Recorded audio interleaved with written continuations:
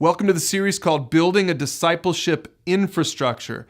Now, this series is for pastors and leadership teams to help you to start thinking about how would we create the kind of a church that has a discipleship culture. That just means you're a church that doesn't just go from Sunday to Sunday, great Sunday morning experiences, and that's good. It's really important to have a great gateway experience for newcomers, for members of your church. All of that is great, but how do you go beyond that so that you can really have a discipleship culture? That means the kind of a culture where you have people helping people pursue God throughout the week. Basically you're using Sunday morning as a catalyst for allowing people to get in these other relational environments where they're truly making disciples. They're truly helping people pursue God, whether it's people who don't know very much about God at all, or whether it's people who are already followers of Jesus.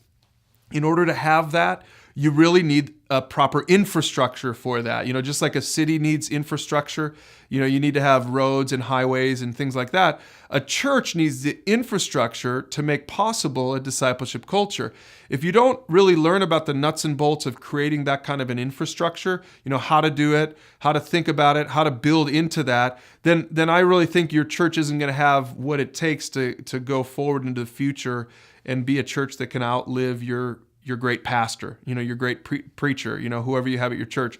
If you want to go even beyond that, you really need an infrastructure for creating a discipleship culture that really allows people to pursue God and to help other people pursue God as well. Now, we're going to talk in this series about some real practical things, but specifically, we're going to talk about how to use the resources at pursueGOD.org to help you create that discipleship culture. And we're going to talk about these three really critical groups. Number one, we're going to talk about parents. That'll be lesson one, because we think parents and families, that's a discipleship environment that you really have to pay attention to and equip and empower. We'll talk about that in lesson one.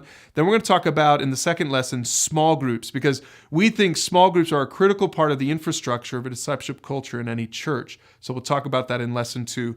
And then in lesson three, we're going to talk about mentors, or another way to say it is disciplers. We're going to talk a little more specifically about what we mean by mentors and how to build up great mentors in your church. So get with your leadership team, get with your pastoral team or your elder team, and spend some time learning about how to build a discipleship infrastructure.